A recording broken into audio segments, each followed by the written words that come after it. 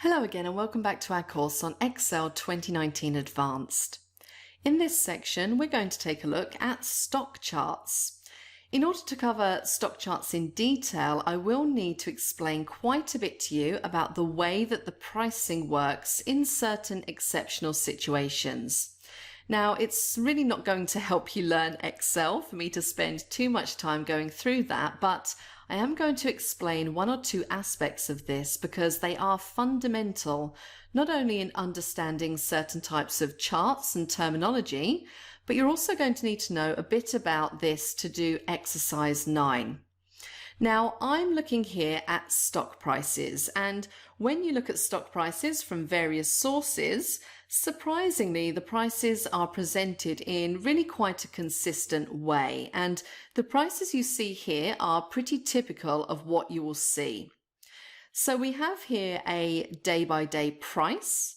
There's an opening stock price, a high reached during the day, the low or the low point reached during the day, and the closing price. And then to the right, you have the volume. So that's the volume of stock that was traded. And you also have something called the adjusted close. Now, one thing I need to explain is this adjusted close, because as time goes by, what happens is that certain events occur in the life of a stock. So either maybe a dividend is paid or that a split occurs. Now, if a dividend is paid, that means a company decides it's doing well enough to pay a dividend to its shareholders. But the stock market says, well, if you're doing well enough to pay that dividend, that means that your stock price was overpriced before you paid the dividend. And if I scroll down this page to the most recent dividend, if you look at the close price on the day after the dividend and the close price the day before the dividend was paid, the price after the close and the adjusted close are the same. But the price before the close and the adjusted close are different. And what happens is the dividend has been deducted from the close to give the adjusted close. So that is the overpricing element that I mentioned. Another thing that can occur is that a company may decide to issue more stock, effectively by splitting the stock that's already there. So maybe there are 1 million shares in a company and they decide that they want to issue another 1 million so that there are 2 million in total. That effectively halves the value of the existing shares in the company. Now, I'm not going to spend any time going through an example of a plot here. Suffice to say that when we are looking at stock prices, in most situations, it's the adjusted close we use rather than the close. But usually when you look at stock prices, you'll see both of them. Now, there is quite a bit more to it than that. For example, when this kind of adjustment is made, the high and low are adjusted as well, but they are adjusted by a factor. It's actually a factor adjusted close dividend. So it starts to get a bit complicated, and for the purpose of understanding this chart, we don't really need to go that far. Now, if you're looking at historical data on stocks, there is usually some kind of download button or a get prices button that will enable you to download the data to your computer. You can often do it by copy and paste if you want to, but I'm going to click the download data button.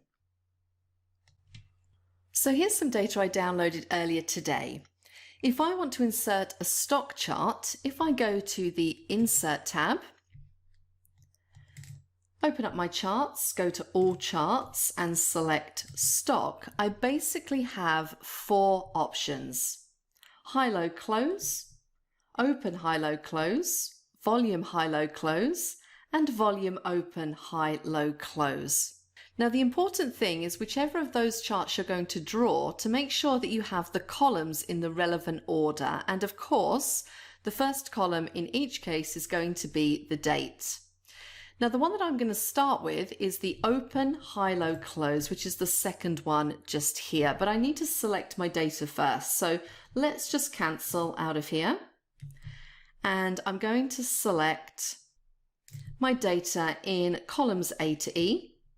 Let's go back and select our stock chart and click OK. And there is my chart. Now, in showing you this first stock chart, I need to explain to you some of the symbols on stock charts, and they're going to be quite difficult to see with the current vertical axis. So what I'm going to do is select that, and I'm going to click Format Axis. And I'm going to make the minimum not a 0, I'm going to make it 150.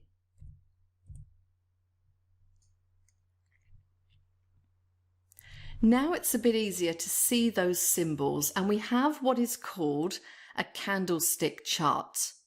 First of all, each candlestick has what I'll call the wick, the thin line that goes through the middle of it, and that shows the range of a price on a particular day. So if you look at this particular candlestick here, the highest it reached during the day is the top of the line, the low point is the bottom of the line.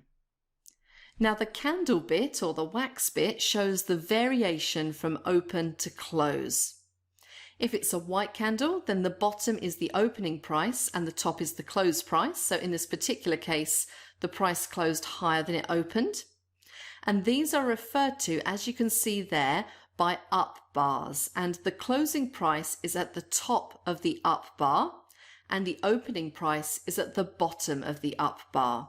If the price went down during the day, in that it closed lower than it opened, the opening price is at the top of the candle wax and the closing price is at the bottom of the candle wax. So it seems a little bit complex, but that is how you can read those candlesticks. White ones are good and the black ones are not so good. So the next job is to create a volume open, high, low, close chart. So I'm going to move this volume column over to be to the left of open. So there it is, and let me select all of my data. I'm going to go back to Insert and into my charts. And there is my volume open, high, low, close chart. Let me adjust the size of this a little, so I'm just going to drag it out.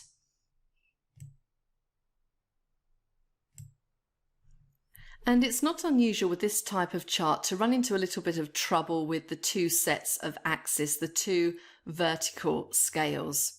It's not actually wrong what's shown there, but the two do tend to crash into each other.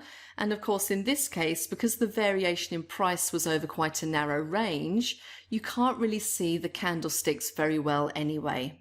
There are a couple of ways that you could deal with this. One way is that you could change that vertical axis there to make the volume bars smaller.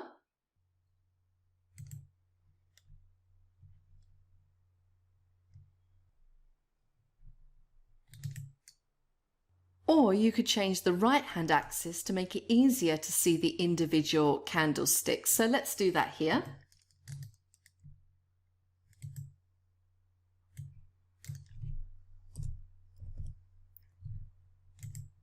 And now I can see the candles more successfully as well. So that's it on stock charts, and now it's time for exercise 9, so please join me for that.